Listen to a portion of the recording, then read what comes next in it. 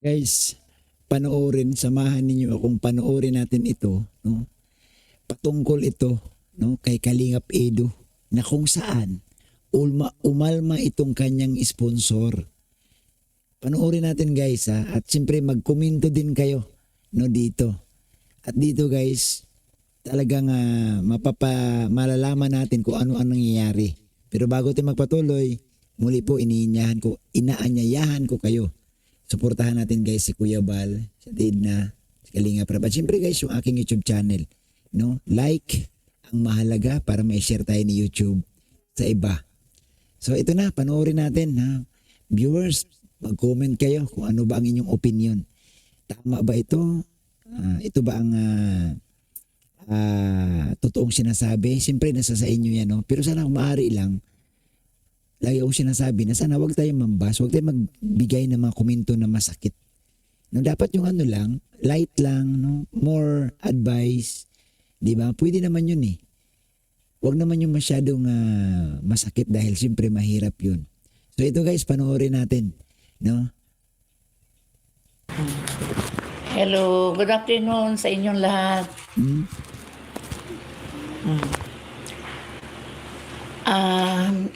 Magsalita ako ng tuong nangyari.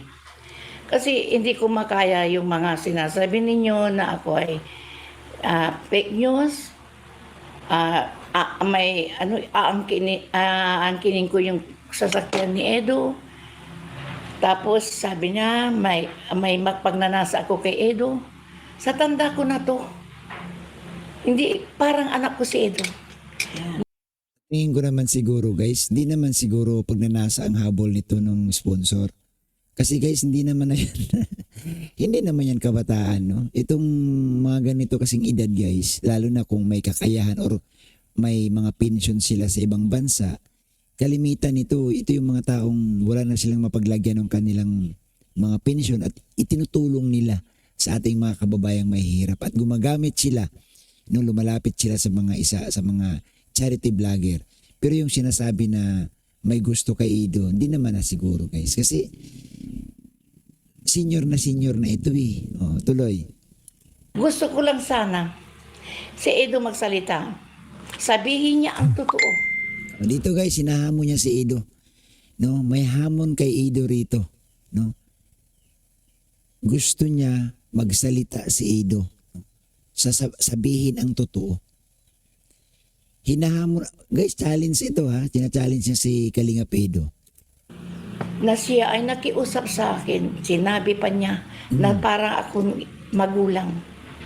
Sinabi niya, ang kailangan niya, hindi ako tanga na magbigay ng pera, $1,000 na para sa sarili niya. No. Magkano ba yung $1,000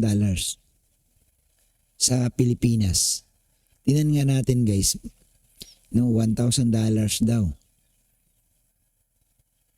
50 mil?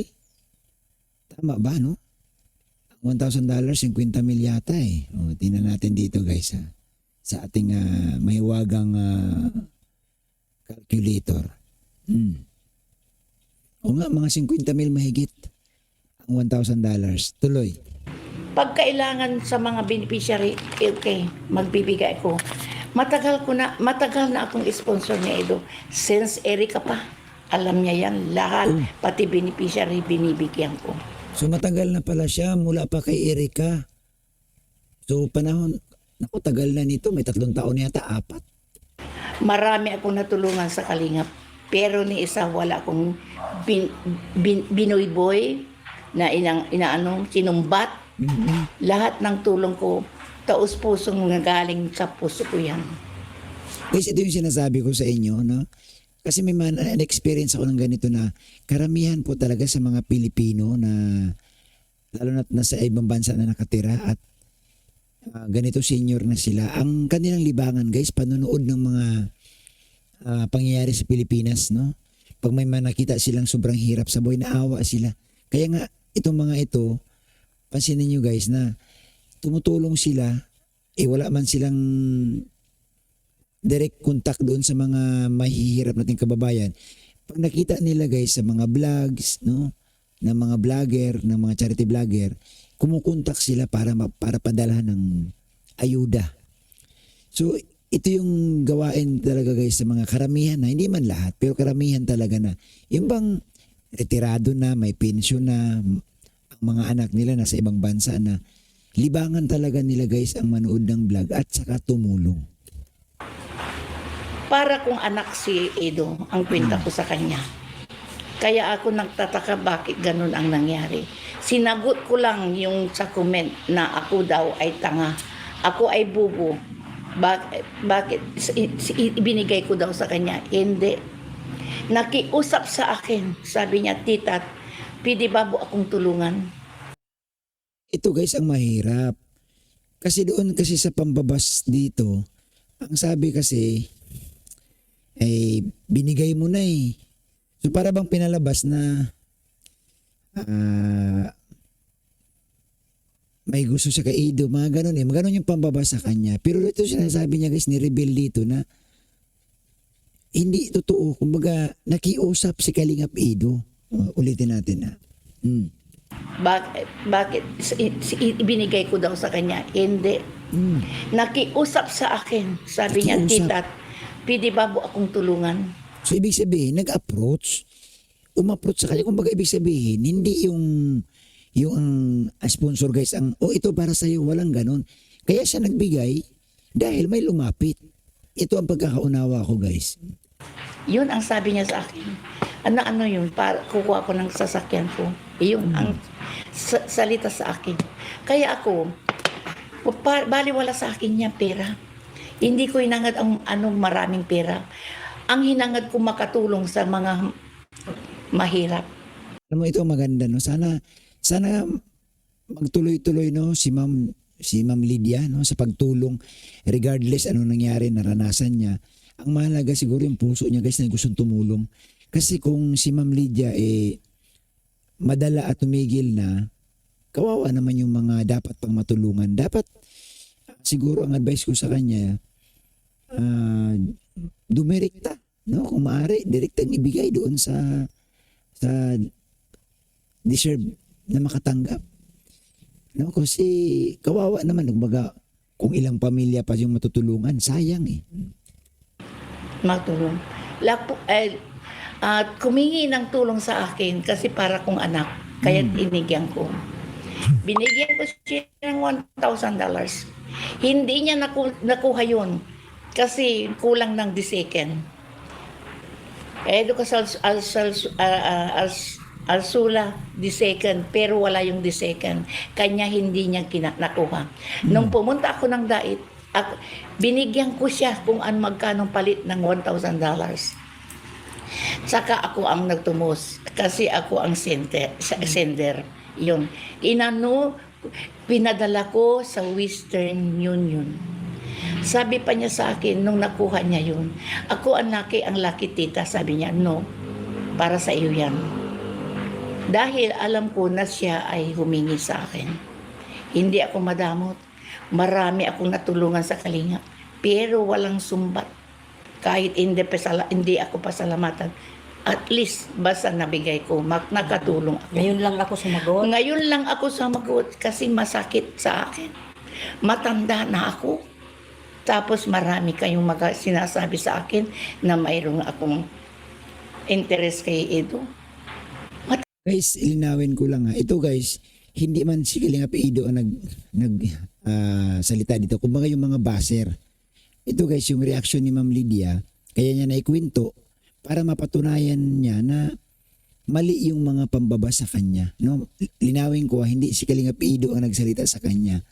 Ang nagsalita sa kanya guys, yung mga baser, no, na pinagbibintangan siya ng kung ano-ano. At dahil doon, naisipan niya magsalita. Siyempre, para gusto niya malinis yung pangalan niya. Tanda na ako. Going 75 na ako. Sa February. Kaya sana, gusto ko na magsalita si Edo. Kung may respeto pa siya sa akin upang mahinto na ito. So dito guys, ang simple lang ang hamon, no, ni Ma'am Lydia.